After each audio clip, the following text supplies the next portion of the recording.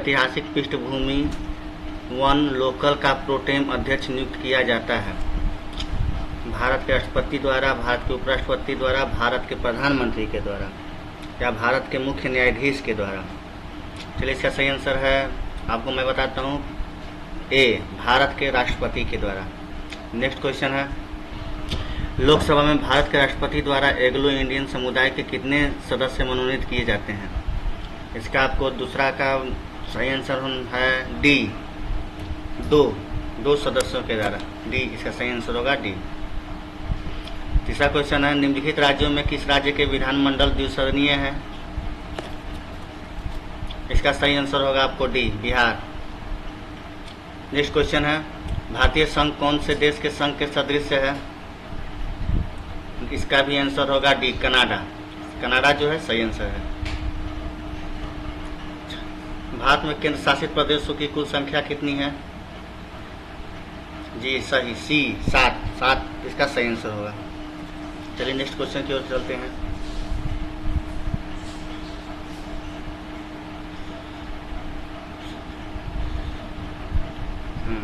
भारत के सर्वोच्च न्यायालय की आधिकारिक भाषा है? इसका सही आंसर होगा अंग्रेजी, सी। अगला क्वेश्चन की ओर, भारत में राजनीतिक दलों को मान्यता दी जाती है? भारतीय निर्वाचन आयोग के द्वारा। इसका सही आंसर डी होगा। भारत का निर्वाचन आयोग है, इसका सही आंसर बताइए। हाँ, इसका भी आंसर डी होगा, संवैधानिक संस्था। मार्ले मिंटो सुधार अधिनियम 1909 का प्रमुख प्रावधान कौन नहीं है? इसका सही आंसर होगा डी, केंद्रीय विधान परिषद में निर्वाचित सदस्यों को स्थान नहीं।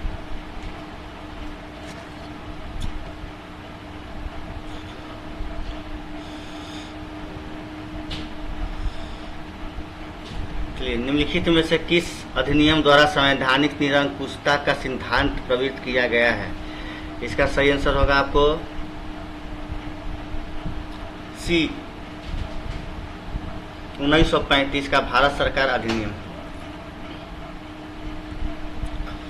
1773 का रेगुलेटिंग अधिनियम पहला कदम था जिसने, बताइए इसमें से कौन सा सही आंसर होगा? इसका सही आंसर होगा 15 का ए, ब्रिटेन की संसद को भारत पर विधि बनाने के अधिकार पर बल दिया। इसका सही आंसर ए होगा।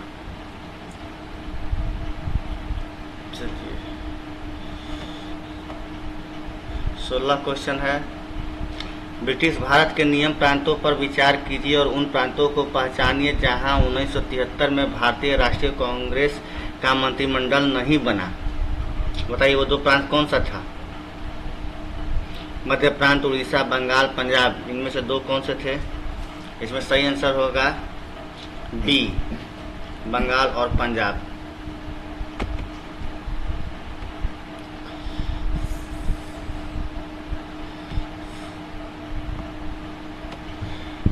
निम्नलिखित में से कौन सा अधिनियम ने ब्रिटेन में एक ऐसे नियंत्रण बोर्ड की स्थापना का प्रावधान किया जिसके माध्यम से ब्रिटिश सरकार भारत में ईस्ट इंडिया कंपनी की दीवानी, सैनिक और राजस्व संबंधी सभी मामलों पर पूरी तरह नियंत्रण रख सके? चलिए, बहुत इंपॉर्टेंट क्वेश्चन है, इसका सही जवाब बताइए। इसमें कौन सा सही होना चाहिए?